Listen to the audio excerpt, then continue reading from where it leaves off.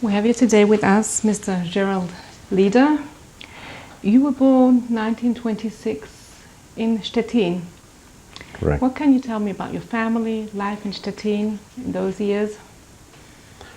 Okay, I think to begin I should go back to why our family wound up in Stettin, which is not a well-known or popular location. It's not like Berlin. My parents were born in Galizien, which was the Austrian-Hungarian Empire at that time, and lived there in small shtetls near Lemberg, near Lvov. One is from Bukachevitz, and my mother, I think, was from Zhorovno, or vice versa. I don't remember which one, but they were very close together, these two shtetl, little cities. And their life was very hectic because during World War I and before, there were constant pogroms. So that is the reason why people left, because Austria-Hungary was allied with Germany and lost the war, the First World War in 1914-18. So my father was in the Austrian army, briefly. But he told me, I remember that because of a bracha from a Rebbe, he never carried arms. He was in the supply department. Which Rebbe? The Munkacher Rebbe, I think it was. Because later on he always went to the Munkacher Rebbe, that I remember, usually once a year. Later on it was a little more difficult to travel there, but anyway, I remember that he went several times, even while I was alive. And so after World War I, my father had lost his parents, and he was in charge of the business. They were very well to do in wheat and wholesale wheat. They had big silos, and they were in the wholesale grain sales. And one time the Cossacks came in and burned the whole place down. And other times there were jealous competitors who did damage to them. But anyway, he always bounded back, and he always made a very good living. But one of his sisters married this gentleman who, I don't know the reason he went to Stettin, but he established himself in Stettin and was very successful in the textile business, and brought all his sisters-in-law. So this was one of my father's sisters, and all the others followed, including my father worked for him for a brief time.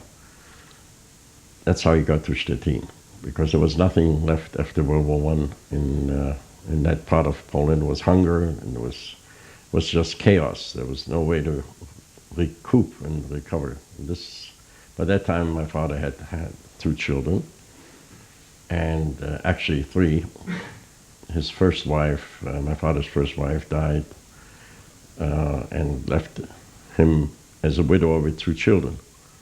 And the 2 children, because of the war, he sent him to Stettin, to this brother-in-law, who was there during the whole war, and took care of him there, because he was in the army and there was nobody to take care of him. Then my father met my mother and married her and had 1 child. My oldest sister from my mother was still born in Poland. So we're talking about 1920, my sister was born, which was his 3rd child. So where was your mother from? Nearby, in Zhorovno, Bukachevitz. She was a single woman at the time my father married her. She lived on, they had a large farm, I understand, the family. She lived with a brother. Her parents were also dead.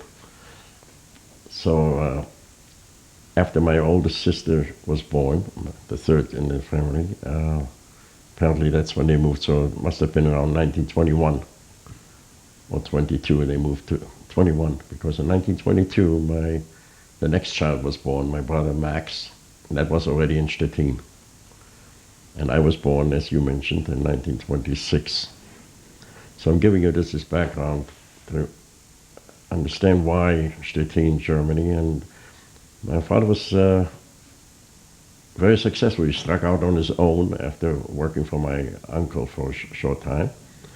And also in the wholesale textile, he was like a distributor in Jarber. And my father had a bad car accident and therefore couldn't drive anymore. He actually became diabetic. So my oldest brother, his first son, his Behor, took over after he finished university in Berlin, came back and just worked for my father as a driver, and when he came back as office manager and did all the really detailed work. So they were constantly on the road from Monday morning till Thursday evening. That I remember. It was hard work, but he made the living for, by this time there were 7 children. My youngest brother and sister were twins, were born 1928. And so life went on, and I remember, of course, going to public school. And in 1933, when Hitler came to power, it didn't take long, but for the Germans to say they don't want Jewish children in public schools. I think it was only 1 year, maybe 2, in public school. Then we were forced to build a Jewish school.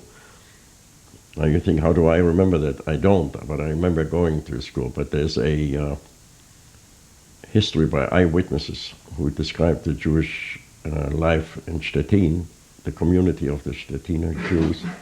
And he mentioned that around 1934 they threw out all children from German schools and we were forced. Of course, I was in grade school that time. There was no higher grades. My brother and sister, my older ones, still went through what they call Lyceum, which is like college. Or no, more like high school, I think, yeah. So that's when they started the persecution pretty quickly. And Stettin, not having many Jews, the Nazis were very, very virile and we were very much exposed to all kinds of, I remember running back from school and always had to evade boys chasing us, German kids, and usually just screaming, yelling, and on occasion when they caught up with us, got into fist fights. I wasn't very strong, but my strength ran in running fast. One thing they didn't do is chase you into your house. When you got to your door and you were inside the door, they usually left you alone in those earlier days. And the high point, I can only say that my brother Max, who was 4 years older than I, became bar mitzvah, I think, in 1922, so it would be 1935. That was still a reasonably nice family gathering, and that was probably the last real nice bar mitzvah Jewish simcha that we had in our town. But just want to give you the idea, going to shul, was always a hassle. It was never easy. In those years already, too, as soon as Hitler got to power. Yeah, soon after. Because the province that I lived in, which was part of East Prussia, but it was called Pomerania, was known, which I know now, had a one of the worst anti-Semites as governor of the state. And he always went, like Livnim B'Shvat Hadin, he went even ahead of the laws to implement them.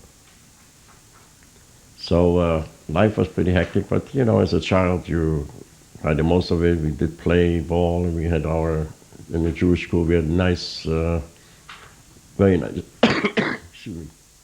We got along in the community. We were the Orthodox, we were just about maybe 50 families in the Orthodox part. And the German Jews had a big, large liberal synagogue. So normally we didn't mix much, except in school we got together with the people. And as kids we had very good relationship. But when it came to religion, we were very separate. So this Orthodox community, they were mainly Ostjuden. Exactly. And there was some, socially, there was some distance put between us and the German Jews, unfortunately. Not that we looked to make contact with them, but they actually avoided if they could. I think part of the reason is that the German Jews were not religious. So there was a division right there. Do you know? They were liberal, which was like you would call somewhere between reform and conservative. There was an organ in their synagogue, and I wasn't allowed to go in there, and my parents forbade us, you know. And we had, in the school, there was religious education, which we were exempt because our parents didn't like the type of Judaism that was taught. So we had what they call, you would call it cheder. We didn't call it cheder, called it Religionunterricht, which means studies in religion. But it was every day in the afternoon after school. We went to the shul, and in our little shul, it's more like a bis medrash, we had our cantor, who was cantor, shochet, and rabbi, and he was the single teacher who taught us Chumash and Do you remember his name? Yes, sure. Avram Cohen, Cohen, he was from Lodz. He also came. Now, he acted as shochet for a very brief time, in my time, because the Germans forbade slaughter. So that took away part of his job. For a while, there was some clandestine shechita in Stettin, which he did. I remember bringing chickens and going with my mother or my oldest brother, and they did it secretly, clandestine, in a garage somewhere.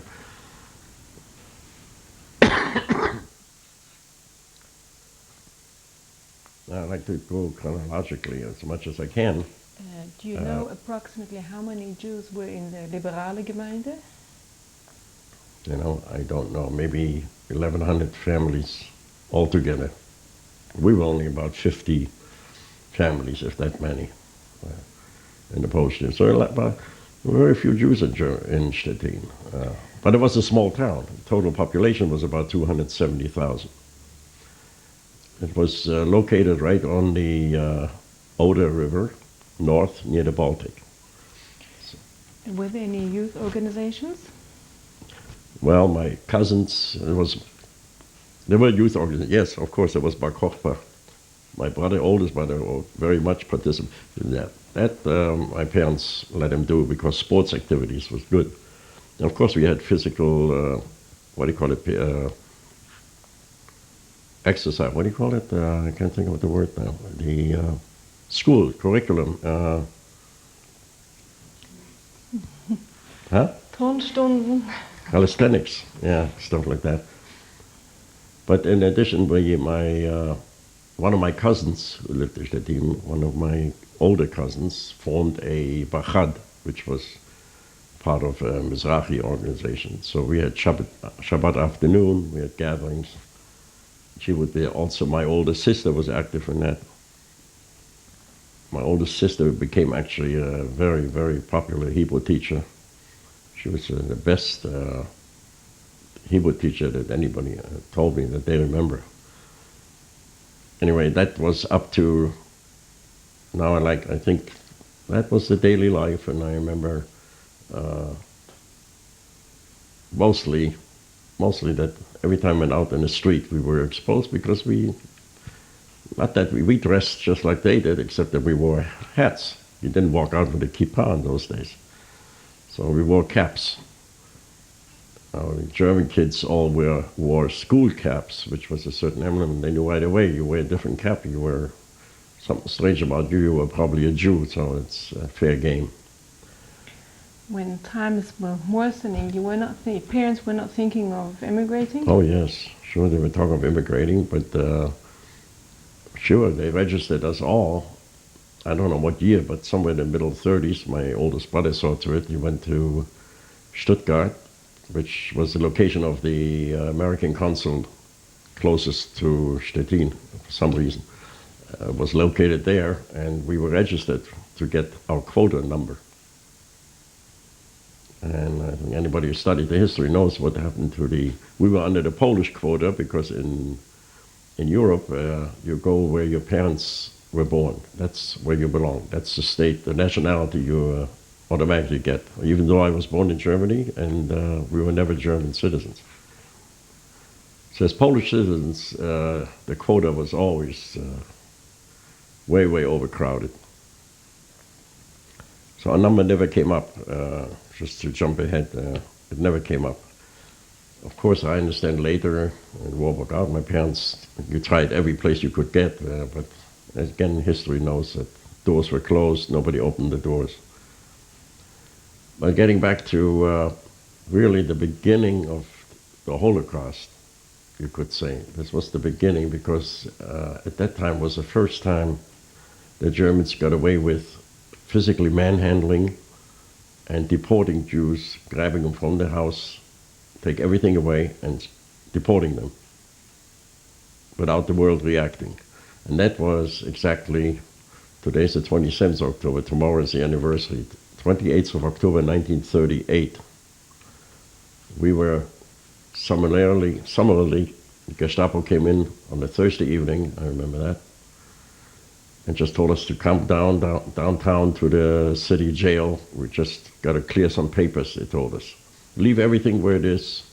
Don't even change your clothing. I mean, I had just come from exercise, and I had on very thin clothing. And this was October, and Stettin was pretty cool already. Anyway, they couldn't take no money. Don't take anything. You don't need anything. You'll be back soon in a few hours. We just need to clear. Why everybody had to go, the whole family. So, and there were four, I remember at least four Gestapo and police came into the apartment unannounced and wouldn't even let us get to the phone. We wanted to talk to our relatives, but they hit everybody, every Polish Jew simultaneously. It was coordinated at the same time, so it wouldn't have made any difference getting in touch with them. We were all rounded up, and I remember spending most of the night in city jail with my father and my brothers in the same cell. And the women were my mother and the sisters in another cell. And around the middle of the night, they rounded us up and put us into what you call the commando cars. It was like a Jeep because it was with the open windows. They deliberately left the windows open. So, and going at tremendous speed, they rounded us up and drove away from Stettin and wouldn't tell us where we're going. Just rounded us up. By this time, my father, without insulin, he was really in bad shape because he needed insulin constantly. So I don't know how that was managed, but he survived that part. And we were dropped off in no man's land, nowhere. I remember on an empty meadow, middle of the night. Didn't know where we were. Then I heard the adults talking that we were near the Polish border. We were at the Polish border. They just summarily took us there, dumped us, and took off, the Germans. And told the Polacks, this is your Polacks, take them in. The Polish government didn't want any Jews. They said, well, you left Poland, you're German, we don't need you. So we were stranded there. And it was not, till the following morning that the Poles finally relented. Now here I have to add why there was a famous action in Sponheim. We did not go to Sponheim where most of the Polish Jews from Germany were, those that made it to the border, because we were north. We were so close to the Polish border, they didn't bother bringing us to Sponheim. They brought us to, the closest Polish city was Bydgoszcz, which in German was known as Bromberg. So anyway, I don't know all the details that happened there, but somehow the Poles relented and took us in and literally dumped us on the Jewish community in Bydgoszcz. Now remember, we were, like you say, naked, nothing. Clothes on our back, that's it. Not a penny. We instant poverty, We had to rely on charity from the minute we left our home. Until then, your father had the business, everything was going still normally? Closed up, they sealed the apartment. But he could work till the last moment, till you were taken? Yeah, but he lost a lot of customers because a lot of them didn't want to deal with Jews.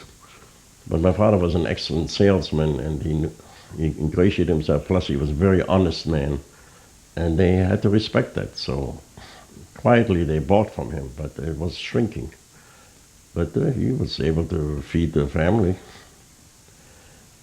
And so all of us, except my brother right above me, who was in Berlin, I think I mentioned before. No, you didn't Oh, tell me. No. he was in rabbinical seminary in Berlin, and the Berliner Jews were tipped off, so they were able to hide. They were tipped off there's going to be a action against Polish Jews.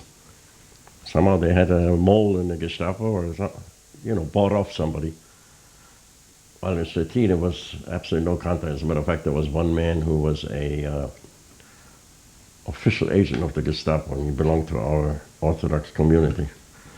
But I'll get back to him later. He was instrumental in to see that everything worked smoothly and that we were all gone. My brother was in Berlin, and my oldest sister, the one that I mentioned before was an excellent Hebrew teacher, had just left for Hachshara, preparation for Aliyah to Israel, into a Hachshara camp in western Germany, near Lübeck, a city called Lübeck, which is near Hamburg. Where did So she avoided being deported. Where did she actually learn her Hebrew? Where did she get her knowledge from to teach? She was very brilliant. I don't know. We had a rabbi, a liberal rabbi, who was excellent Hebrew, who lived in Israel for many years, Rabbi Dr. Max Elk. He was an excellent teacher, and I think she was one of his Talmidot. And he was a rabbi in the liberal synagogue and left for Israel about early in the 30s, and died here in Haifa.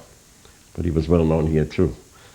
So I can't answer, but she just was a very bright and very good teacher. And where she learned it, I think, from Rabbi Elk, primarily. And then, of course, in Hachshara they spoke Ivrit. So anyway, we were now, I'll get back to my brother and sister, but we were now in Bydgoszcz. I remember we were very, very hungry. My sister reminded me, she said, they bought themselves a piece of chocolate or something, and we were little kids, my brother and I and my sister, I asked them, we are so hungry, could you give us a piece of chocolate? But I don't remember that part. I just remember we were very miserable. And the Jewish community suddenly had 50 families to take care of. It wasn't that big a community, and they were very charitable, but they couldn't handle all. So what they did is kept the adults and tried to find homes for the children in different cities. So I was my little brother and sister.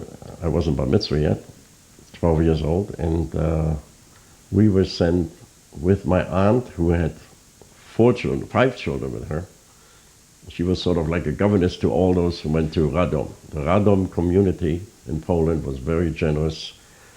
Some of the wealthy people there, Orthodox people, volunteered to take in these Orthodox kids because we were all Orthodox. We were distributed. I was with one family, my brother and sister, we were sort of split up, but we were in the same city. So that was right after we got there in 38, in beginning so in November. Bydgoszcz you were a very short time. Yes. Now, you can imagine the pain for my parents to be separated from their children. They couldn't help us anymore, so there was a very generous person in Bydgoszcz who paid the train fare for my parents in the winter of 39. I don't remember exact, but there are some pictures of that event. I think it was January or February, to come to Radom just to see us, my brother and sister and myself, spend a weekend with us. And they did, and that was the very last time I saw my parents, because they couldn't even come to my bar mitzvah. My bar mitzvah was that June of 1939 in Radom. And again, through the generosity of some people there. I remember one gentleman who taught me how to do the Kriyat HaTorah and the Maftir, and another person who sponsored the whole Simcha in Kiddush in the was a Stiebel, the Rebbe's Stiebel in Radom. That was my bar mitzvah. My parents had no way to get there because there was nobody to pay for that trip again. I don't know how long it took. In those days, maybe 7-8 hours by train from Bydgoszcz to Radom. maybe longer, I don't know, but it wasn't an easy ride. It was probably over Warsaw, and I can imagine Poland was pretty backward in those things, in modern transportation. Right after the bar mitzvah, there was, of course, June, and then the summer came, and these people, they took us in, but we weren't about to become adopted or anything. We wanted to be reunited with our families, so the plan was to get us reunited with our families, some kind of, I don't know what the plans were, how, but in the meantime they said we go to summer camp. So the community sponsored us to a summer camp, which was near Otfotsk. The name of it was Chebia. I don't know who ran it, but it was a kosher place, and it was very lovely, it was very nice, and my brother and sister and I, and all the kids from Radom. All the kids from Radom were there. I want to get a bit back to the time you All spent. right, this was, anyway, July, August 39. The time in Radom. Okay, so you said they got separated from your parents. Why couldn't they come to live in Radom? They didn't have the money for the train ticket. Oh, We were penniless. organized. They themselves were living with other families in Bydgoszcz. I don't even know. I don't know how or what, but they were all divided up among families. The plan was to go back to, eventually to immigrate somewhere, wait for the American visa, or by that time, of course, you would have grabbed anything. But things had calmed down then, and they thought maybe they'd be able to get back to Germany to liquidate the business and then emigrate. But the war broke out, and that changed everything. So in Radom itself, I had 9 months, really, just about, even less. But I went to school, yes, and What school which was did you very go? difficult. A public school, not a Jewish public school. Didn't understand a word of Polish. What language was very did you tough speak at home? Pardon me? What language did you speak at home? I spoke Yiddish to my hosts, and among ourselves German. I learned fast Polish, but I forgot it all pretty quickly. In Stettin, what was your mother tongue? Oh, German, of course. At But home? my parents spoke German, but with a heavy Polish accent. But they, and among themselves, they spoke Yiddish. My parents knew Polish, but they, some things that they didn't want us kids to hear, they were talking Polish. But that didn't mean anything to us. Anyway, when I went to school there, I want to mention that the anti-Semitism was so severe in Poland that what happened in Poland to me as a student didn't happen in Germany. And that was when they chased you and they called you Żyd, Jew. That word I learned very quickly. They chased kids my age, when they found out we were Jewish, chased us all the way, not only up to the door of where we lived, but all the way up to an apartment. Your mom had to run and knock on doors to get rescued, because they would come right up to your door and punch you bloody. And then they were happy when they saw some blood, and then they ran off. So it was virile, very virile, the anti-Semitism. In Poland, pardon me? There was no Jewish school in Radom? No, there was just, I went to Cheder in the afternoon, but I don't remember. I don't remember whether it was a Jewish school, to tell you the truth, but I felt very strange because I didn't understand the word they were talking about. In math or whatever we learned, I didn't understand the word. It was a very hard time, very frustrating time.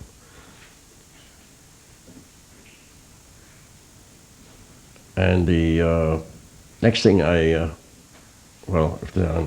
Still about Radom, you Okay, once in heard the that meantime- whatever you lived through there, you saw very strange things there, I heard. Saw Where? religious people and, in Radom? yes, Right, paying paying on Shabbos something. Oh, wow. Yeah, that was very, I mean, these people paid with their lives for a lot of things, I don't know. But what happened was the man that taught me my Haftorah and I only said the Haftorah, I didn't say the laning. The laning I knew from my brothers, but in Poland they didn't let you lane. There was somebody who did the laning. All you did was the Haftorah. Yes, the man, I picked him up in the morning to go to shul. I saw him pay the milkmaid. They used to deliver milk. It was Shabbos morning, and that was a very crushing blow. Also, on my way to get out of Poland, we spent a few nights in Warsaw, and I saw a Yid, long beard, who welcomed us and gave us a Suda on Friday night. I saw him at the end of his apartment. He was on the telephone on Shabbat. So for me, that was, we only knew the real, sincere, honest religion. I might mention my mother never put on a sheitel in Germany, but my aunts and my older brother and sister told me that when it came to go to a mikvah, they would go in the wintertime, she and my aunts, and they would chop off ice to go in the Oder River to do the tefillah. That is a real religion. So this was very shocking to me to see that fakery. To me that was fakery, and I lost a lot of respect for. So what I learned is that the beard doesn't make you frum, and the covering of your hair doesn't make you Orthodox or religious, or even wearing a kippah doesn't make you religious. But I didn't lose my faith. I kept what my parents taught me, and a level Torah and Derech Eretz. You have to be a mensch, and you have to be to God too.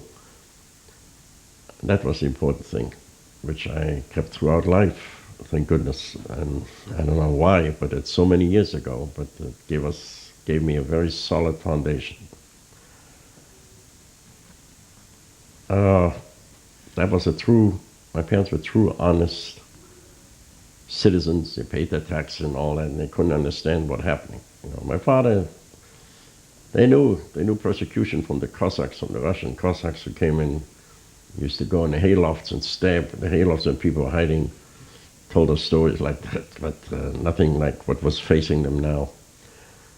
So in late August, I didn't know anything, but I know my brother was working on getting us out to anywhere. My oldest brother was working very hard on that. Where was he at the time? He was in Bydgoszcz. He was stuck in Bydgoszcz with he stayed with your parents in Bydgoszcz. Right. And also my sister Doris, the one that was on Hachshara, she stayed in Germany and got out to England. She's from the Hachshara, from Lübeck? Just before the war. Yeah. I don't know, it was through Rabbi Schoenfeld, or there was a program, maybe it was Rabbi Schoenfeld, there was a program to get maids, the English, some kind of twist that maids let in. They didn't open up their doors to general immigration. Some young ladies as maids and some students, yeshiva bochum. So my brother, the one right above me from Berlin, he went straight from the rabbinical seminary in Berlin, went home to our house. He had permission to go and get his clothing and all that, and was able. He lived in the house for a short time, and he's the one that sent us these pictures that I have here. And he also he did amazing things. He took a lot of risk. He pushed some diamond ring for my mother. He pushed it into a toothpaste and shipped it to Poland. And he also he made a lift. He was allowed to take some stuff out because he was going to England also, straight to yeshiva. And he made up a little lift, not like we think today, but he was able to get the candelabra from our home, a few Kiddush cups, just selected items of value, and put that in, and that arrived in England, but disappeared after a while. It just disappeared. And he went straight to yeshiva in Liverpool. And I don't know who was responsible. It could have been the Schoenfeld group. I don't know. But since he came from Germany, I don't think it was the Polish committee like it was in my case. So those two were now safe. This was before the war broke out, of course. Between the 28th of October 38 to the 1st of September, all this transpired. Now, still the time in Radom, you're saying you were going to school and you had religious, the afternoon education too? Yeah, we Yeah. went to Cheder. We had, yeah. So how do you remember those months in Radom? They were very traumatic. Well, we missed our parents a lot. And no, we were kids. I mean, it was out in the street, the anti-Semitism was very livid, but in the homes that we were in, the people were very nice to us. They tried to make us feel as close as possible to give us a home. There was one man that I was with the first place in the house of a doctor, and they were childless. And they just liked me so much that they wanted to adopt me, as I learned from my aunt, who was sort of looking out for us and that. But they were not religious. They're wonderful people. They're not religious. And my aunt got instructions from my father to immediately take me out of that home. He doesn't care where I go, but I should not stay there. Of course, there's no question that he wouldn't give me up for adoption. So that, I probably would have wound up in Auschwitz or somewhere where the rest of that happened. So luckily for me, I was pulled out, and these people were not quite as interested in adopting me, the new people, but they were nice that they opened their home to me and treated me like a child, like their own. They had 2 daughters, they had no son, so maybe they just wanted to have somebody, a male in the house, a young child. Anyway, they were all glad to let us go to that summer camp because they knew we weren't going to come back. We knew that. I don't know where the plans were where to take us, but it was all hinging on immigration anyway. We know that Poland is not a permanent home for us. My brother worked on that very hard, my parents, and somehow they got me on the list. I just happened to fall between the cracks, as they say, by age. From all those that were in Zhachevia, the 30-odd kids that we were, there weren't even that many, from those deported. You called us plating. Plating means refugees. So you were there mishpoche. Most of them were mishpoche, yeah, because my father had 4 sisters living in Stettin, and they all had children, and most of them were there. What age children did they take to the summer camp? I think from about 9, 10 to, I think my oldest cousin was 15. That's why he didn't, that was the oldest. Yeah, he was 2 years older than I was, so he was 15. That was about the size of it. I don't know what they did with younger children. So maybe some of them went back to their parents wherever their parents were scattered. I don't know. So who was running that camp? Pardon me? Who was running that camp? Don't know who they were. They were not religious people. All the leaders, they were all Jewish, but I don't know who. I don't know. I guess it was a charity organization, or maybe what they call, what we would call the Jewish Federation or something like that. Perhaps from Warsaw. I don't know, because it was so close to Warsaw that this was maybe a camp for many other kids. I only remember sticking with our group, but there were many more kids there. There were many more kids yeah, there. Yeah. Mm-hmm. Well, anyway, one day they took us all to. They said, you're going to go to meet the Lubavitcher Rebbe, who was on vacation nearby in Otfotsk. That was his summer home. You're going to go there for a bracha, for a blessing, because he knew we were all going to be traveling somewhere after the summer. So I remember that very vividly, and I still have a siddur. He gave everyone a siddur, and you went up to him and you got a bracha, and it was a very moving experience. I didn't know anything about the Lubavitcher Rebbe at that time. This is the original Rabbi Schneerson, not the one that went to Brooklyn. He's the one that was in Russia. Yeah. Escaped to Russia. They got him out.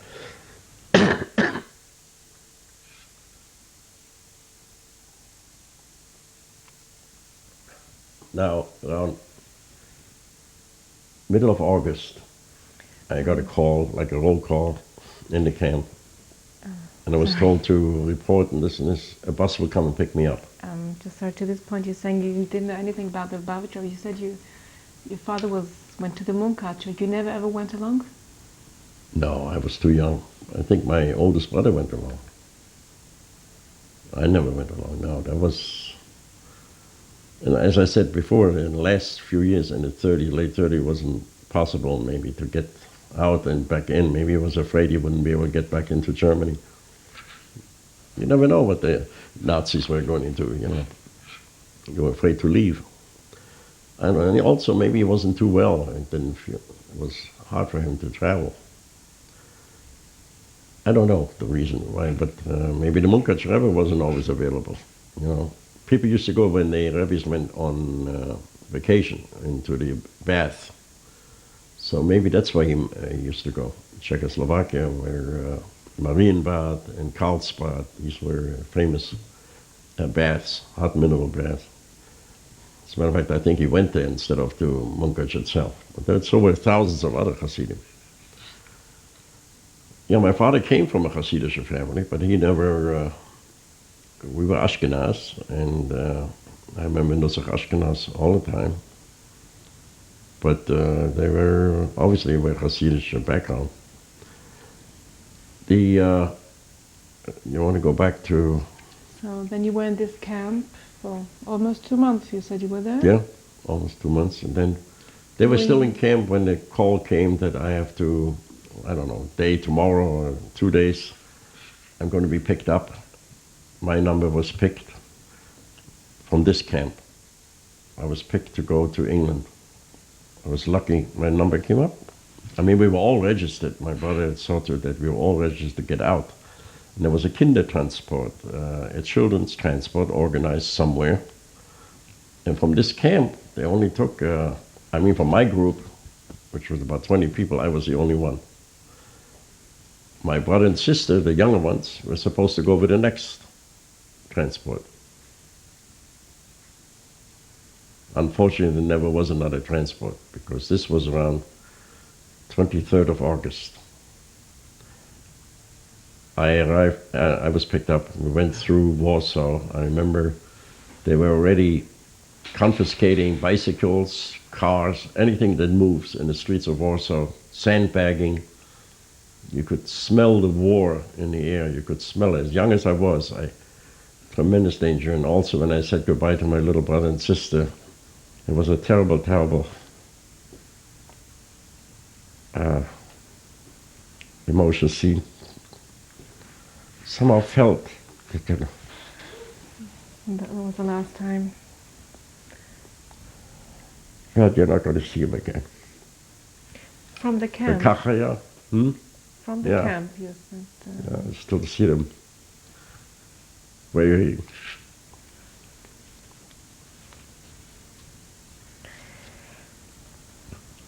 So we spent about a night or two in Warsaw, I think, maybe only one night. It was like the fire was chasing you. They were chasing me, they're chasing us. Get to the port. We were going to the port. Going to England by boat. How many were taken from the whole camp? I don't remember. But I wasn't the only one, but there weren't too many. There were other camps. There were other summer camps in Poland that they So that gathered. means in Warsaw you met up with the whole group? In Warsaw, I was in the famous the street Mila. I think it was maybe Mila 18. I don't remember the house number, but which was later the ghetto, Jewish quarter. And I remember it was over Shabbat, because I remember going to the great synagogue and hearing Cantor Moshe Kusevitsky davening in the great synagogue. But anyway, that was just 2 or 3 days. And then we were gathered up and we were told to go to the airport, on a bus, I guess it was, maybe a train, I don't remember, to the port, the only port that Poland had. Poland was pretty much landlocked. It only had, on the Baltic, it had a port called Gdynia. And most people think Danzig was a Pole. It was not. Danzig was a free city, which was was really controlled by the Germans, but they couldn't impose any taxes, so it wasn't open for us. So we went from Gdynia. Germans pretty much had already Danzig, which was a much bigger port, under control. This was the 25th of August, 1939. And I remember just the name of the ship was the Warszawa, which means Warsaw. and it was the last boat out of Poland. We arrived in London, in the port of London. I remember going through the Baltic and then to the North Sea. I remember Copenhagen on one side and Sweden on the other. They pointed out we were going through the, what they call it, Kattegat, I think. I remember the sea and arriving in London on the 29th of August. And I was just, we were all wound up in Beit Chalutz. That's all I remember. Chalutz, like a Hachshara hall. It was a building, just like a hostel. There were only children on the boat? No, I'm sure not. But I don't even know. As a matter of fact, there were others on there too. Whoever could flee, who knows? Whoever could buy their way out of Poland. I'm sure it was jam-packed, but that's very vague in my memory. I just remember, like, it's like I knew I was escaping war for sure, but certain death, I knew it just was so ominous. It was so ominous because we knew the Germans, you know, we knew that they were getting ready to invade Poland. I mean, everybody knew that, except the Polish people. The Polish Jews didn't believe it. They said, Hitler is not serious, he's not going to make war. He's just bluffing. I remember the Jewish people saying, no, they weren't that concerned. Maybe war, but we have a big army. Poland is not going to fold under. So we wound up in this Beit Chalutz in London on the 29th of August 1939. On September 1, Hitler invaded Poland. 3 days later. 2 days after that, September 3rd, England and France declared war on Germany. And England right away, I was put on the auspices of the Polish Jewish Committee because I came from Poland. And they all had programs to evacuate children because they expected blitzkrieg. They expected a lot of bombing in London, particularly. So they took the children, anybody, I mean, not just Jewish children. All English children were evacuated to the farm, to the country area, as far away as possible from London. And we wound up in I wound up in it was a farm, a building, and in that building we were about 15 boys, all similar to my background, from the Polish Committee, obviously, born in Germany. We were all kids born in Germany, and not all of them came through Poland, but from Polish families. Some of them had come differently, direct from Germany. And we were housed there, and we were doing, we got our, this was our home. Where were you taken Was a to? leader, a menahel, a headmaster. Where were you taken to? It was called Mudford's Farm, Hertfordshire, England. It's just a farmhouse, and apparently they made that available because we were put to work almost immediately farming, not getting paid anything. We were told this is what you have to do to survive. Just go out and work. And it was hard, physical labor. Remember, I was 13 years old. I was probably the youngest. Maybe there was one other kid my age. But the age group was about up to 18. It was only meant to be a temporary thing, I'm sure. They wouldn't take the 18-year-olds to the army because they were all born in Germany. The English considered them enemy aliens. They were lucky not to get interned. Because the English interned German, regardless of whether they're Jewish or not. Those who were born in Germany, and deported them to the Isle of Man, and later on to Canada, and some even to Australia. That's how dangerous we were. And here we were, it's more anti-Nazi than any Englishman. But anyway, I'm getting ahead of the story. My brother and sister were left in Radom. Sorry? They went back to Radom after all. There was no place to go. My little brother and sister, with my aunt and her children, went back to Radom. Yeah. But then Hitler invaded Radom, and I don't know what happened. They were then allowed to go back to Bydgoszcz, because by now Poland was German, was a part of the German Reich. So they went back with my parents, and they had permission to go back to Stettin for my father to liquidate the household and the business, whatever was left, and wait for papers to immigrate. That was already after the war broke out. After the war broke out, because it was all Germany, he was allowed to now travel. There was no more Poland.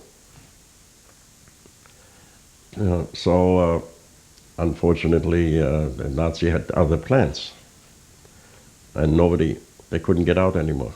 They tried everything. South America, by that time, anything. America, they gave up. Nobody could get to America. And that's how they got stranded. The war caught up with them. And they went under the very first, I mentioned earlier that the Gauleiter, the governor of the state of Pomerania, was a one of the worst Nazis. And when the deportation orders came to what they called resettlement back to Poland, Stettiner Jews were the first ones. The very first ones. According to statistics I read here in Yad Vashem, even Himmler told them to hold off. They had them rounded them all up in the railroad station, loaded the cattle cars, and he was told, and the Gauleiter, the governor, wired back to Berlin, oh, they already left, it's too late to stop the trains. And they had not left, but he told them, you go. He was that anxious to get rid of all the Jewish problem. Okay, so I was in England on the farm. In the meantime... So do you know where they were taken? No, didn't know anything. We didn't know anything. No, today you know? Yes, today I know because there was eyewitness reports, eyewitness statistics here in Yad Vashem, that the trains left for, I think it was in February or January of 40, excuse me, left for Ghetto Piaski near Lublin, near Majdanek.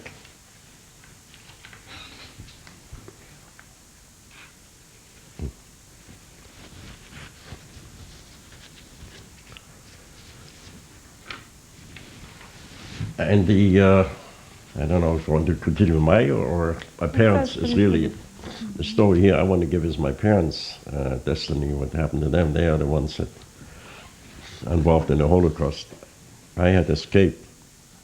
Of course, we expected. We'll get to that back to London, we'll get back later. Right. We'll finish first with your parents. Okay, my parents and my brother and sister were left in Stettin. My oldest brother was also with them. But on September 1, 1939, when the war broke out between Poland, that was the day they grabbed him, arrested him, brought him down to the jail again in Stettin, almost like a déjà vu from 1938. And he told us later, my father wanted to go down and say, let him out and I'll go instead of him. My mother wouldn't let him do that. So my father, they were going to keep him. My mother said, they're going to keep you, they're not going to send him back. So my father did go down to see him, bring him some food and a little clothing. And he did let him go at that time, my father, back to the house. But he was really the cog of the whole family, my oldest brother, because, as I mentioned before, he was so much involved in the business and he was involved in immigration plans for all of us. But they took him from the jail direct to Buchenwald. Direct to Buchenwald. And so this was in September 1939. So here was my parents and my brother and sister were left alone and waiting where to go. All the gates were closed until that time in early 1940, when they were deported back. And this was the real so-called resettlement in the East. And I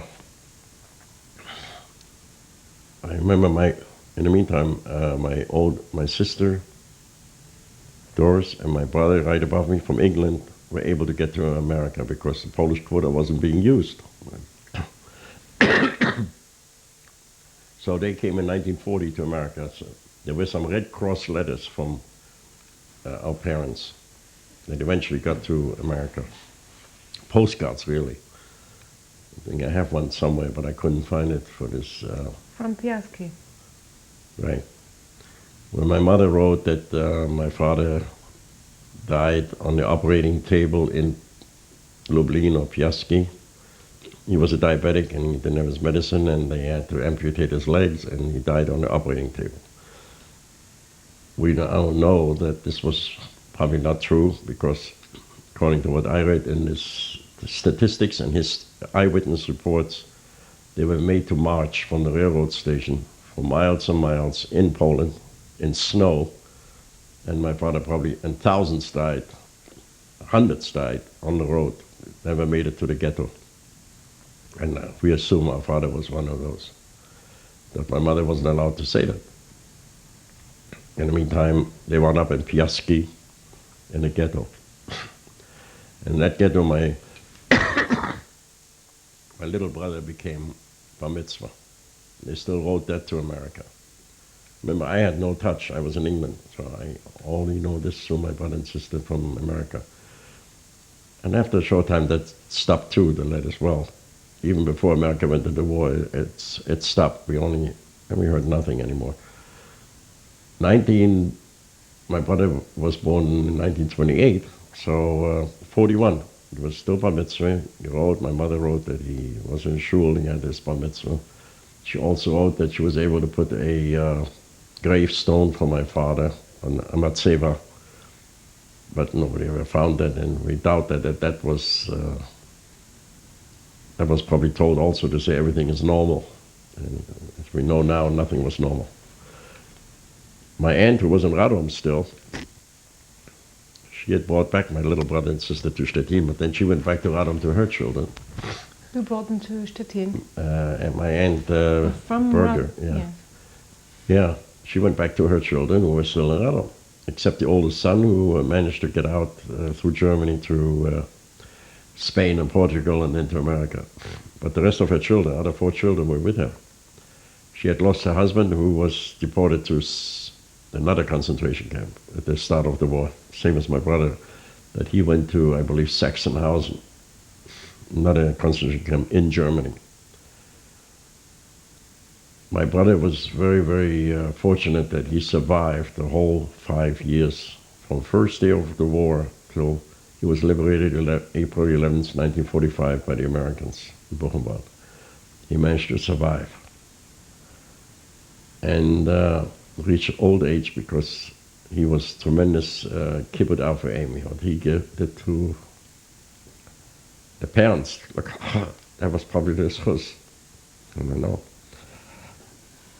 But anyway, in Piaski, life was pretty miserable. We heard from our aunt who survived that she was able to send him a little food in there because she was able. From she Radom. was very energetic, yeah. From Radom, correct. But later on, she couldn't do it anymore either because she didn't have anything. According to what I read here in Yad Vashem archives, an eyewitness report that on the 28th of October, again that date, it's a very, very traumatic date for me. 28th October 38, we were deported. That was the end of my family life. 28th of October 1942, the Nazis rounded up the Germans, probably with the help of Ukrainians and whoever, rounded up all the Stettiner Jews, and under tremendous torture, slaughtered them in Bielitz. Bielitz is near. You were saying the 28th of October 42, all the Jews of According to Stettin. the statistics, they were all rounded up from the ghetto. What, from Piaski? All And were brought taken to to Bielitz. Piaski. Well, whatever remained was still alive. They emptied the ghetto, yes, and they slaughtered them. And even this eyewitnesses, I cannot describe the sadistic way that they killed them. They didn't just shoot them; they tortured them. The slowest death possible. So it wasn't gas chambers or crematorium or anything like that. And then I guess they shipped the bodies to the crematorium or maybe mass graves. He doesn't say. He just said that it's too gruesome to even go into detail. So we assume that was the fate of my mother, brother, and sister. If not there, then there were some remnants brought to Majdanek and to the crematorium. I had a classmate who was from a Gentile mother but a Jewish father. He was actually my best friend, classmate, and we sat next to each other. He survived Majdanek. And he also he survived Majdanek, he survived the war and came to America. And he told me that he knows they were all killed, and he was just moved to Buchenwald afterwards, where he incidentally met my brother, because he was half Jewish, so he didn't go straight to the gas chamber. So more or less without exact details, I mean, we'll never know the exact details. So We really, always thought we would find out because the Germans were so meticulous about keeping records, but some of my cousins who survived there said it isn't necessarily true. There were times when they were so eager to get the killing done that they didn't even have time to register all the bodies or all of what happened. so that means in the beginning of 39, that was the last time actually you saw your parents. That's right. And later on, you yourself had still contact with your parents? You were with letters? No contact at all. I received in England, my sister and brother sent me from America the Red Cross communication, the few that there were just 2 or 3. No, I had nothing. As a matter of fact, we didn't know anything in England for sure.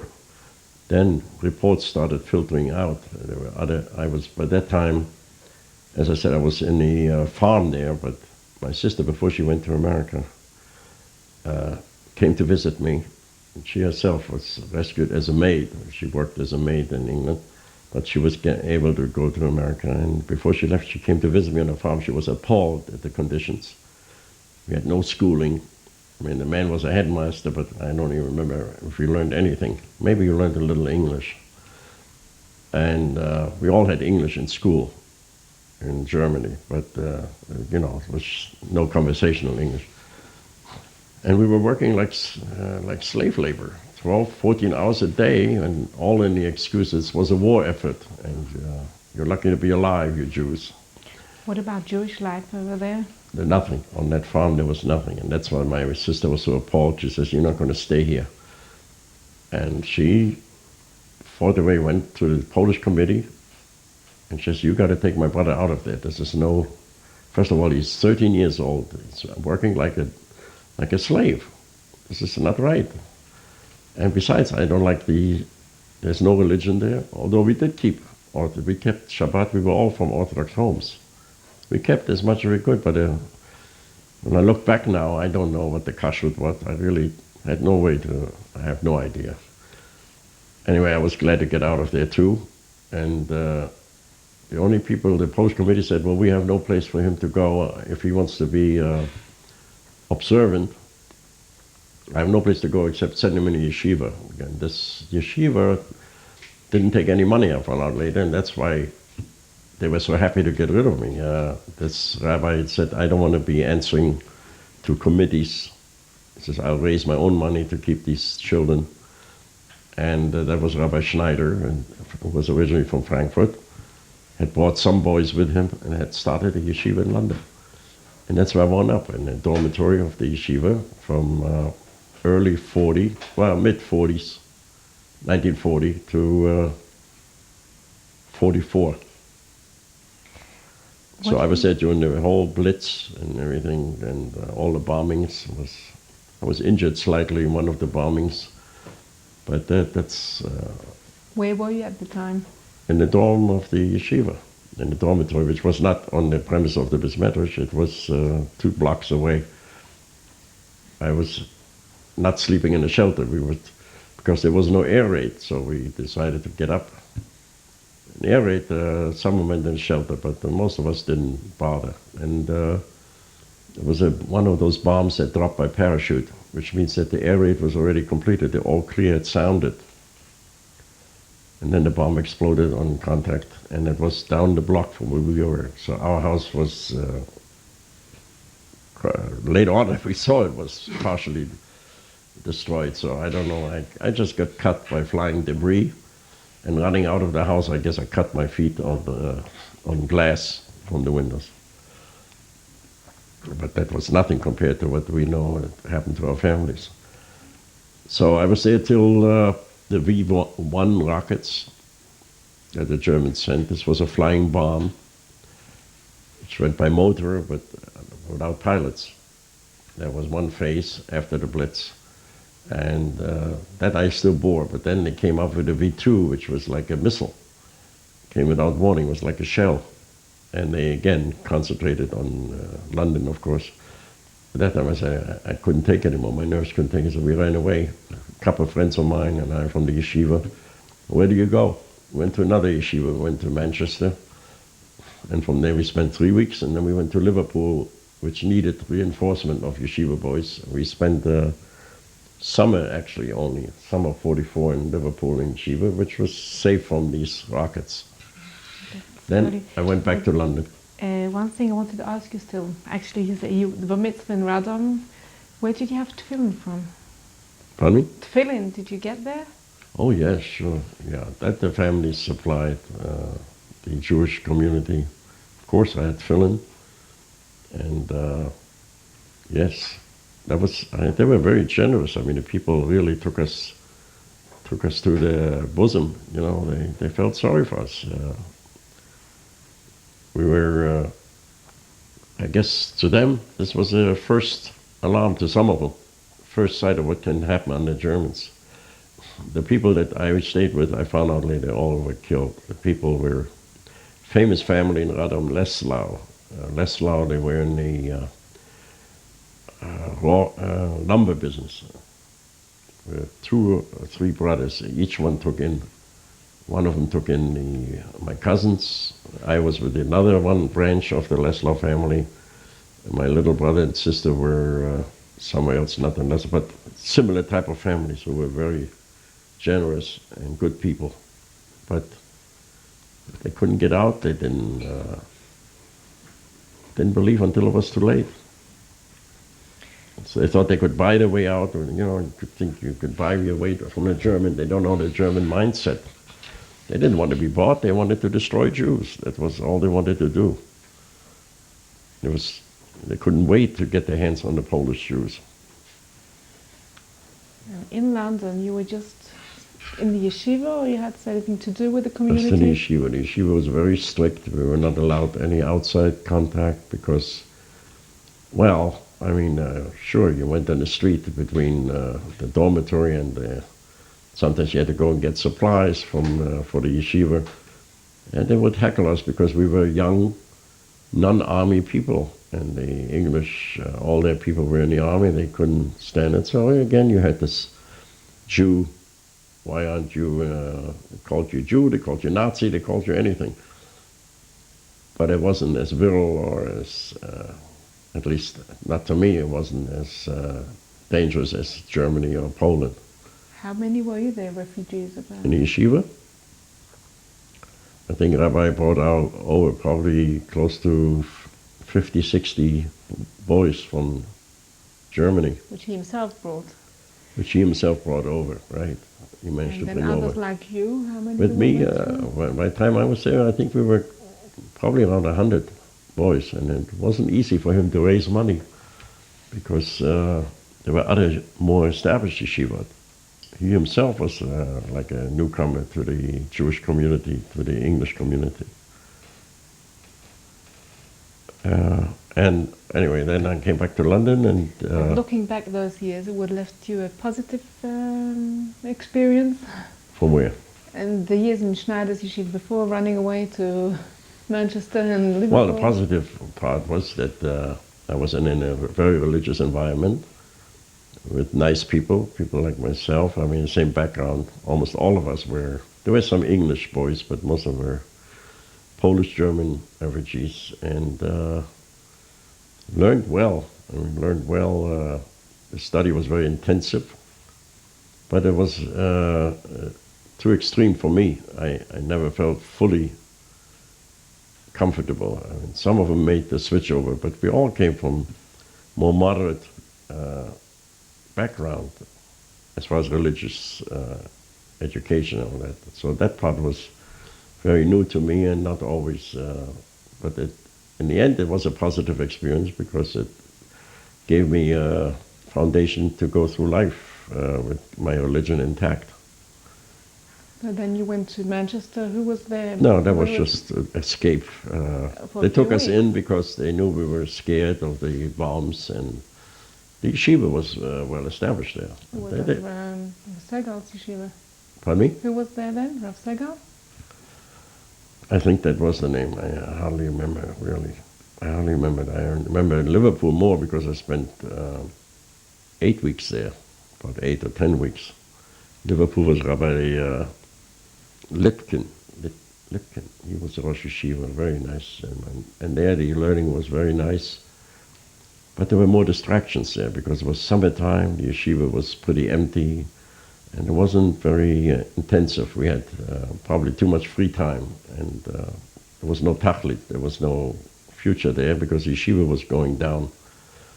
This is the same yeshiva that my brother found haven in 39. And some people remembered him. That time it was a nice, well-running yeshiva. Most of the kids with my background left, either immigrated, either were interned and sent to Canada, if they were German nationality, or they immigrated to America. It's the only two places you could go. Then I went back to London and just looked for some kind of work or something, and did work for a charity organization. I don't even remember, just for pocket money, and waiting for my number to come up. I knew that my number was going to come up in 44. Where were To you? go Which to part of America. London again? In North London again? Or- Yeah, but not in yeshiva. I was with several friends. We rented a room, and we tried to find work. We worked different things, winery, I remember. Worked some black market, worked for some people who did black marketing, or they called it black market, but it was really just illegal work in leather goods. So physical work just to make a living, just to get by. And then my number came from the American consulate that I should be ready to go. And it was around Pesach time of 45. The war was still on. And but the rockets, I think, had stopped because the armies, the Allied armies, had overrun the German bases by that time in France and Belgium. And I couldn't wait to get out of Europe, really. Plus, my brother and sister were waiting in America. My oldest sister, she never got over the trauma of her family breaking up. She was in England, also came originally she actually came as a teacher because, as I mentioned before, she was an excellent teacher. So she was like a governess more than a maid. But she couldn't find peace of mind, and she was very reclusive socially, and wound up in different families that took her in, and then they couldn't handle it anymore because she was very eccentric. She wound up in hostels, what they call hostels, for other people with, these were deep wounds that you didn't see, but there were scars, tremendous scars. She could never adjust properly and really spent the rest of her life in, not nursing home, but hostels, like people took in. There were special places in England, they were very good about that, placing refugees who were incapable of functioning in the outside society as What, she working. stayed in England? She couldn't work. Honey? She stayed in England? Yes, she stayed in England. We tried to get her to America, but she couldn't pass the health exam of the American consulate. I even went to a U.S. senator of mine to intervene, and he said he couldn't do anything. I don't know if he couldn't do anything, but he didn't do anything. I didn't have enough money, maybe. But at least he saw me. He listened to my petition. And she really had a very miserable life and could never get over the loss. She was very close to my father. And she had lost her mother when she was a very young child. As a matter of fact, I thought her mother died in childbirth of her. Maybe that contributed to her never feeling She always felt sort of, children do sometimes feel guilty. And probably guilt that she survived and her father didn't. I remember my father was heavy diabetic and she would go out and buy him especially dietetic chocolate in the 30s just to please him. And so deep, deep scars. And she finally died about 6-7 years ago in England in a sort of a convalescent home, nursing home or a hostel. She finally died in a hospital. She was also diabetic, so that contributed. But so that's just the state there. And I immigrated in '45. The war was still on, and I remember it was Erev Pesach or Halamot Pesach. I was told to show up to the train station and go to Glasgow from London, which was the point of emigration. And I had a problem because of the food. So I took along matzahs and eggs. That's all I could take that would be preserved. And on the ship they gave me some grapefruit, I remember. That's all I had. They couldn't understand that I don't want to take butter and I don't want to take anything to drink other than water. But anyway, before I get that, I went to a great rabbi to ask whether I should go. Because my rabbi, Schneider, said, don't go to America, it's a treifa Medina. You'll wind up a goy. But nothing would deter me from joining my brother and sister. So this other rabbi, who had a lot of wisdom, which I look back now, he understood that no matter what he says, I was going to go. But he just asked, I needed a clearance because I was going to board the ship. You know, it was Yontif or Chalamot or Pesach. And in other words, a train trip to Glasgow was no problem. It was getting on the boat. And I asked him, and he asked me just one question. He said, if you don't go now and your number is up, will you be able to go later? And I was 100% convinced that I couldn't, that this is a chance in lifetime. If I tell the Americans, I can't go now, I don't want to go now, that would have been it. My number would have been put back and probably never come up again. Anyway, that he said, go, and gave me bracha. And just as a postscript to this trip, this was a big troop ship, which was full of Canadian and some American troops going back to this Canada for R&R, recreation and retreat. These were soldiers from the front lines. And we were about 100 civilians. They made room for us somewhere. They were all Jewish people who immigrated. Apparently, same as I, the number came up to immigrate. And we were attacked by U-boats. I remember 2 days out of England, the convoy left us because we have a big ship, the Aquitania, which was too fast for a convoy. And we zigzagged and, to avoid the U-boats. 2 days out of England, we lost the convoy, and 2 days out of Canada, they picked us up again. But in between, it was a 6-day trip, or 7-day. We were attacked by U-boats, and it was very unreal to stand on the deck and see the depth charges being dropped. We didn't see the U-boat, but we saw the actual battle.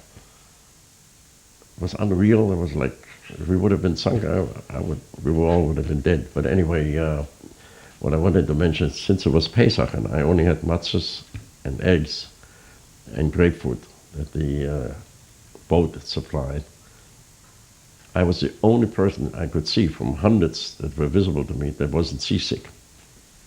All the soldiers and all the other, not all the civilians were Orthodox.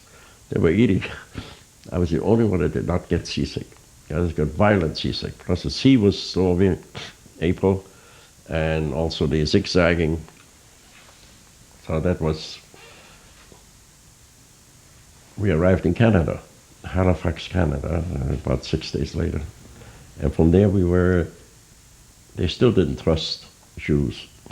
They put us in locked railroad cars, like you would say in Europe, third-class train, like wooden seats, I remember. And on purpose, with military, with soldiers watching the doors so we don't jump the train and settle in Canada.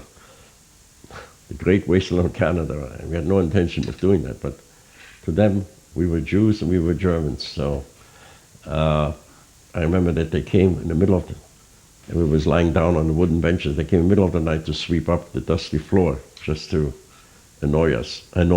And I thought, boy, that's a nice welcome. And we drove with this train to Montreal.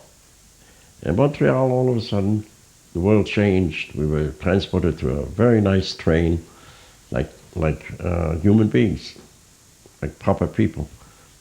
Why? Because that's the train that went to America and wound up in New York. The Canadians didn't want anybody to see that those trains that we came from Halifax on. So that's, I mean, as far as connecting my life to the Holocaust. After that, I settled in New York. My brother was there. My sister had already married and moved to the Midwest. But my brother really took me under his wing. For a short time, I went to Yeshiva University, but then he couldn't support me either, and they didn't. So I had to go out to work and did all kinds of, must have had 20 different jobs. And then this was in 45 on. And the highlights are that in 1956, I married my wife, and we were a wonderful family, and some of the pictures I brought, thank God now we have, looking forward to our 20th grandchild. Now this was all in America. We came on Aliyah in 1996. Our children, most of our children had preceded us. I did make an attempt in 1968 to come to Israel, to live here, and had some contacts and recommendations. But by that time I had 4 children to feed, and I needed some more concrete guarantees that I would have a job. And I got them orally, but when I wrote from America that I'm ready to come, the oral promise turned out to be, was withdrawn, and I got a written notice that there isn't a job. So I stayed in America until 1996. But it was always our desire to come to Israel. Did you ever go back to Stettin or to Poland? No, I have no desire. I would mention it in, I had a postcard of Stettin, an aerial view of different scenes, which I sent to the Royal Air Force in the war, because I thought it might help them to navigate and find to bomb it into smithereens. They never acknowledged it, but I know Stettin was heavily bombed. I have nobody there, no reason to go back. And in Poland, what do I have in Poland? Ashes, graves, I don't even know where they are. So I have no desire to see any of it. By the way, Stettin is now called Szczecin, and it is Polish. It was given, the whole province was given to Poland as a reward for Germany losing the war. It was seceded back. I would say it's probably going to be Polish until the next war, when the Germans will, I'm sure, try to get it back. Because it's been back and forth through history, that wars with Poland and Germany.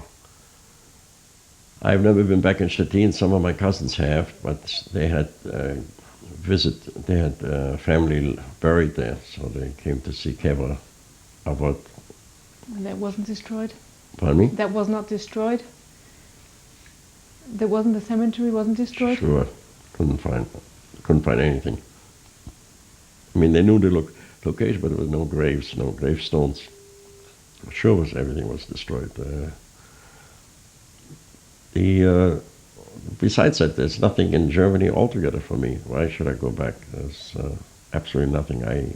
I couldn't look at any German past the age of 60, or maybe 65 now, in their face and not think that they were part of the Nazi program. I don't buy this business. I mean, until this book came out where you said the German population, most of the Germans were, by benign, they were very happy to see the Jews go and couldn't care less, and have no love. You can see what they do now to foreign workers and the same ethnic regard they have for. So the Jew was just a good scapegoat. Do you know what happened to the German Jews in Stettin?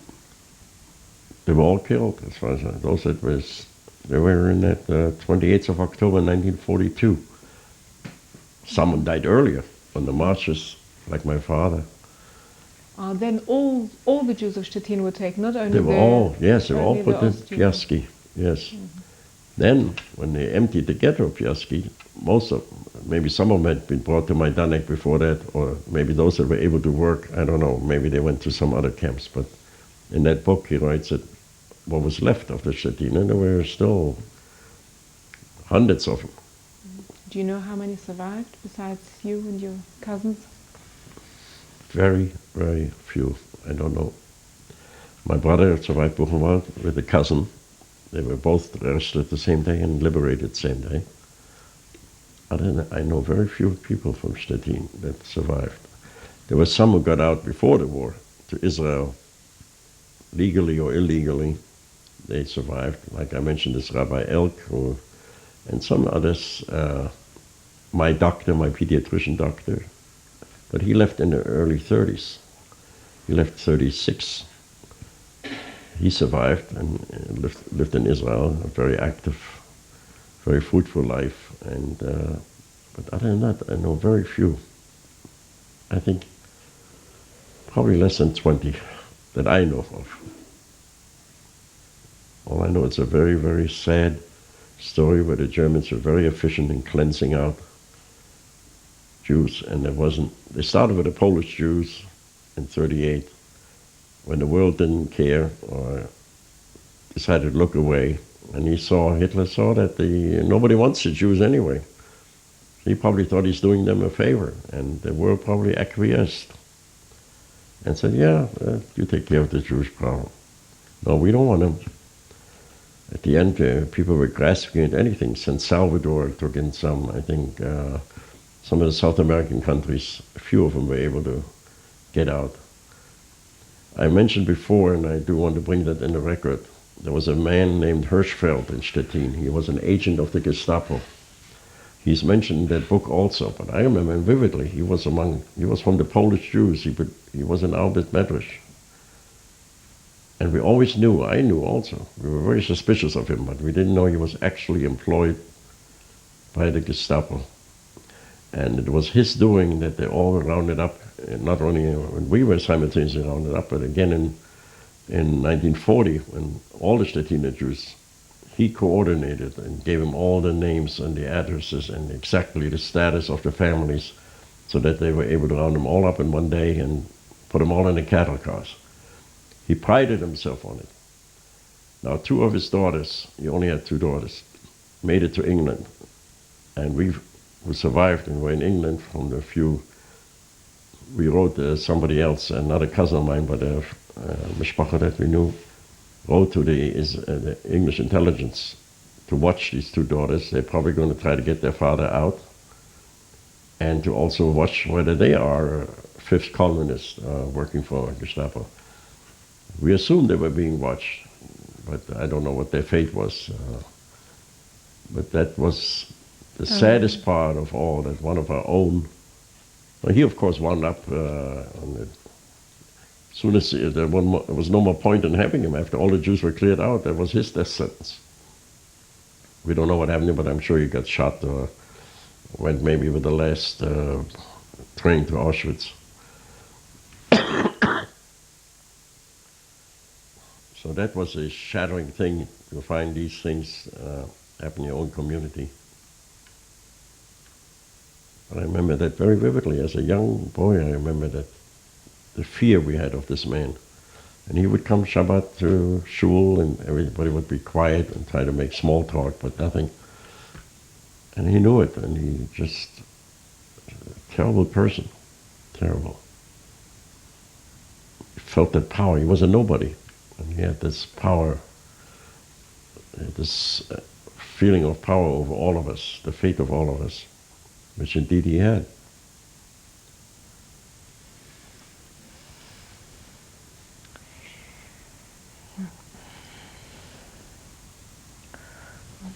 Thank you very much.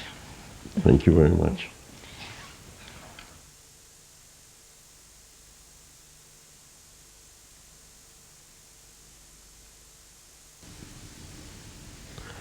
This is a picture of my father, Oliver Shalom. That was about 1936 or 37 in our home in Stettin. This was probably Erev Rosh Hashanah or Erev Yom Kippur when we would formally dress. That's the only time he wore a top hat. German Jews wore a top hat almost in their liberal synagogue, almost every Shabbat. But my father only wore it on these two high holidays. This is my picture of my father, who... No, just the name. Just the name. Oh, just the name. Joseph Lieder.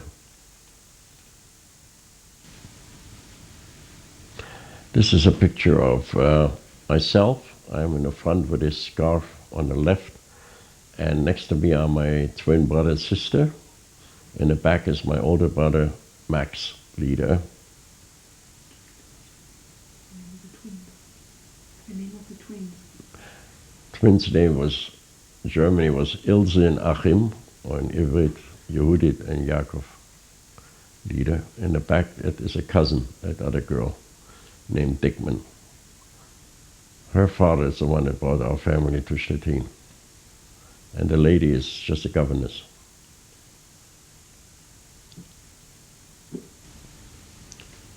This is a picture of myself in England in 1942. I was a yeshiva boy, and my name then was Gerhard Lieder.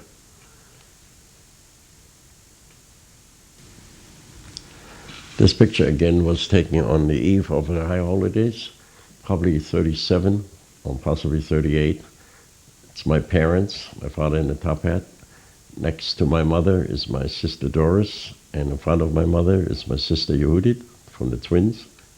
On the extreme right is my oldest brother Arthur Lieder, and in front of him is my twin, the twin boy Yaakov, and I'm right next to him. And this is in Stettin, Germany. And the only one missing is my sister Bertha, who was was in Lübeck, Germany at that time. Your mother's name. My mother's name was Rose. Her maiden name was Nagelberg. This was taken in the summer of 1939 in Zaczebia, Poland, in a summer camp that we were. I am on the extreme left, looking at the picture in the sleeveless shirt. Next to me is a girl named Esther Brandeis. I don't know what her fate was. Next to her is Judy, now known as Judy Becker. In front of her is my sister Ilse, or Yehudit.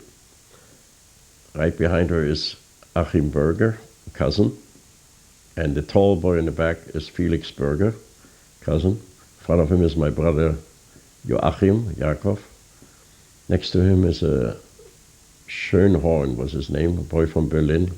I believe fell in the War of Independence in Israel as a soldier. In front of him is Eddie Berger, who survived. Behind him was the leader of the camp. I don't remember his name. And next to him was a close friend of mine. His name was Langerman, Adolf Langerman. And in front is the brother of that other girl named Brandeis. And on the very bottom, just the head visible, is my cousin Marlet. Her maiden name was Berger.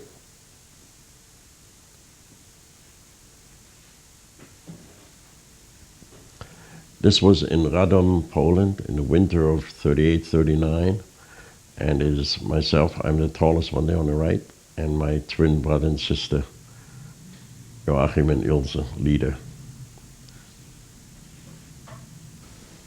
This was probably 1942 or 43. That was on a summer vacation. We had just played soccer, and this was the team of our yeshiva from London. We had just beaten the Manchester Yeshiva representatives.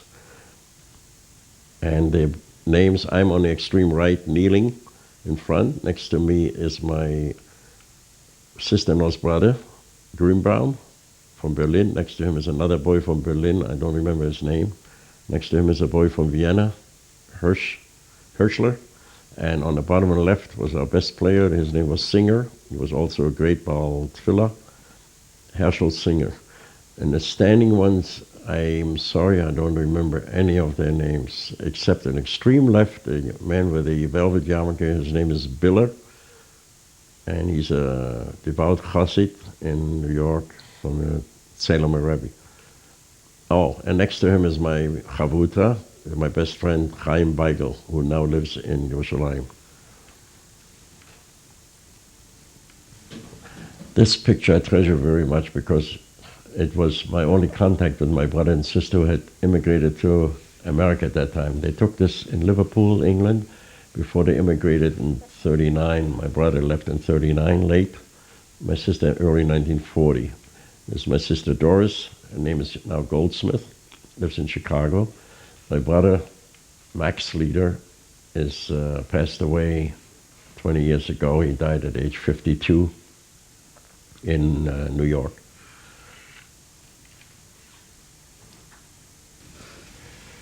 Probably around 1947 in New York. This is my brother Max and myself, obviously in the fall or early winter.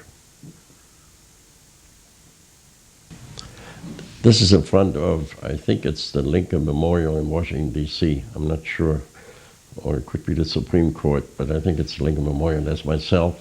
I was still single, late 40s or early 50s. And this was, by that time, by the way, my name has been changed from Gerhard to Gerald, which I did when I became a U.S. citizen in 1950.